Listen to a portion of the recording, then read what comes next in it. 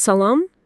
Bugün deməli sizinlə çox maraqlı bir mövzunu müzakirə edəcəyik. 4 günlük iş həftəsi.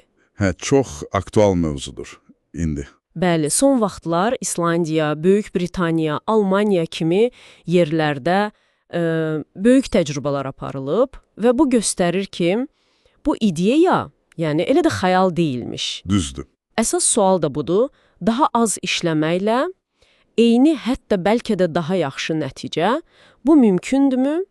Mənbələrimiz bax bu suala cavab axtarır və nəticələr, deyim ki, çox düşündürücüdür. Gəlin baxaq, görək nə öyrənirik buradan. Tamamilə doğrudur. Və bu tədqiqatlar əslində sadəcə iş saatını azaltmaq deyil, işə yanaşmamızı, məhsuldarlığı necə ölçdüyümüzü, iş yükümüzü necə idarə etdiyimizi, yəni kökündən sorğuluyur. Aha. Nəticələr də həqiqətən çox adamın gözlədiyinin, belə deyək, əksinə çıxdı. Gəlin onda konkret faktlara baxaq. Məsələn, İslandiya təcrübəsi.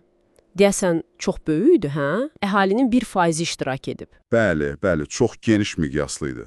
Nəticə nə olub? İş yerlərinin çoxunda məhsuldarlıq ya eyni qalıb, ya da maraqlıdır ki, artıb. Artıb, bəli. Böyük Britaniyada necə? Orada da 60-dan çox şirkət iştirak edib deyəsən, 6 aylıq bir proqramda. Hə, 6 aylıq sınaq idi. Orada təkcə məhsuldarlıq qorunmadı. İşçilərin rifahı, stres səviyyəsi, bunlarda çox ciddi müsbət dəyişikliklər oldu. Hətta deyəsən xəstəlik düyülərinin sayı da azalmışdı, elə deyilmi? Ay sal, bu çox vacib məqamdır. Bax, o Britaniya sınağında işçilərdə tükənmə, yəni burnout əlamətləri 71% azalıb. Bu çox böyük rəqəmdir. Vay, 71%. Bəli. Fiziki, psixoloji sağlamlıq göstəriciləri yaxşılaşıb. Almaniyadakı təcrübələr də demək olar eyni şeyi göstərir, daha az saat, daha xoşbəxt işçi və ən azı eyni dərəcədə məhsuldarlıq. Bu, ilk baxışda biraz paradoksal gəlir adama. Necə olur axı? İş saatı azalır, amma nəticə pisləşmir. Bax, əsas sual budur. Həqiqətən bu necə baş verir? İnsan elə düşünür ki, 20% az vaxt, deməli 20% az iş görüləcək. Amma görünür, bilik işçiləri üçün bu riyaziyyat tam işləmir. Bunun əsas səbəblərindən biri mənbələrdə də vurğulanır, iş yükü nağılı deyə biləcəyimiz bir şeydir. Yəni İş yükü nağılı, maraqlıdır. Hə, bilik işçisi olaraq çox vaxt nə iş görəcəyimiz, işi necə təşkil edəcəyimizlə bağlı, belə deyək, xeyli sərbəstliyimiz var. Amma iş yükümüzün həqiqi həcmi, onun tərkibi, yəni hansı iş həqiqətən vacibdir, hansı yox, bu çox vaxt qeyri-müəyyən qalır. Hətta bəzən özümüzdə tam bilmirik axı, bütün öhdəliklərimiz nədir? Düzdür. Nağıl da odur ki, güya biz indi nə iş görürüksə, hər bir görüş, hər bir tapşırıq, hamısı mütləq lazımdır. Və əgər saatları azaltsaq, nəsə çox vacib bir şey kənarda qalacaq, problem yaranacaq. Bax, bu təcrübələr göstərir ki, bu inanc heç də həmişə doğru deyil. Deməli, deyirsiniz ki, əslində o qədər də məşğul olmaya bilərik. Bizim iş həftəmizdə elə vaxtlar var ki, boşluqdur. Boşluq deməyək tam, amma... Yoxsa, bəs o əlavə vaxt nə ilə dolur onda? Yəqin öz işimizdən bilirik də hamı yaşayıb bunu. Məsələn, daxili bir məktubdur, bəlkə heç 3 nəfər oxumayacaq, amma onun formatına 1 saat vaxt sərf edirsən. Gözəl nümunədir. Bax, elə bu psevdo məhsuldarlıq deyilən şeydir. Psevdo məhsuldarlıq. Hə, yəni saxta məhsuldarlıq. Bilik işində axı çox vaxt fiziki məhsul olmur. Nəticə dərhal görünmür. Ona görə də məşğul görünmək, iclasdan iclasa qaçmaq, uzun-uzadı e-maillər yazmaq, bu cür şeylər bəzən həqiqi dəyər yaradan işin yerini tutur. Aha. Tədqiqatlar da onu göstərir ki, əsas həqiqətən dəyər yaradan fəaliyyətlər çox vaxt standart 40 saatlıq həftədən xeyli az vaxt tələb edə bilər. Bu 4 günlük iş həftəsi təcrübələri də şirkətləri, işçiləri məcbur edir ki, dayansınlar, düşünsünlər, əslində nə vacibdir. Prioritetləri düzgün qoysunlar, vaxt aparan, amma az dəyər gətirən işləri azaltsınlar. Məsələn, nə kimi?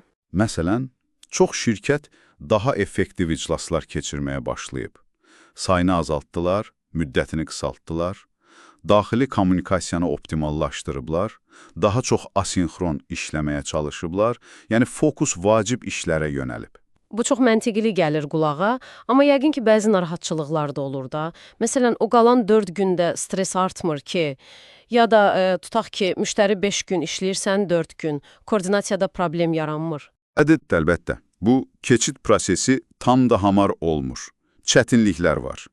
Amma uğurlu təcrübələrə baxsaq, görürük ki, şirkətlər bu məsələlərə əvvəlcədən düşünüblər, planlayıblar. Necə həll ediblər? Dediyim kimi, işin daha yaxşı planlanması çox vacibdir. Texnologiyadan daha səmərəli istifadə etmək, məsələn, o asinxron kommunikasiya alətləri, komanda daxilində iş bölgüsünü optimallaşdırmaq. Yəni, əsas məsələ təkcə saatı azaltmaq deyil, əsas məsələ iş proseslərini yenidən düşünməkdir. Deməli, bu sadəcə qrafik dəyişikliyi deyil. Qətiyyən. Bu, həm də iş mədəniyyətini, işə yanaşmanı dəyişməkdir. Və tədqiqatlar göstərir ki, şuurlu yanaşanda bu çətinliklərin öhdəsindən gəlmək olur. Qazanclar isə həm işçi rifağı, həm də məhsuldarlıq potensialından çətinliklərdən qat-qat üstün ola bilir. Belə başa düşdüm ki, sizin üçün əsas nəticə budur. Bu 4 günlük iş həftəsi təcrübələri bizə göstərir ki, biz əslində o iş yükü nağılından qurtula bilərik, həqiqi dəyər yaradan işlərə fokuslanmaq mümkündür və bu, düşündüyümüzdən daha az vaxt apara bilər. Tamamilə. Və təkrar edirəm, bu demək deyil ki, sabahdan hamı 4 günlük həftəyə keçməlidir. Bəlkə sizin üçün 4.5 gündür, bəlkə hər gün biraz daha az işləməkdir. Amma bu təcrübələrdən öyrənməli olduğumuz çox şey var. Yaxşı, yekun olaraq dinləyicilərimiz üçün bir fikir verək. Bəli, sonda sizin üçün bir düşüncə. Bir anlıq dayanıb öz iş həftənizə obyektiv baxmağa çalışsanız, hansı fəaliyyətlər həqiqətən işinizi irəli aparır? Hansılar isə daha çox, məşğul görünmək üçündür? Bunu ayırt edə bilərsinizmi? Maraqlı sualdır. Və bu fərqindəliklə, iş gününüzü ya da həftənizi daha mənalı, daha effektiv etmək üçün lap kiçik də olsa, nəyi fərqli edə bilərdiniz?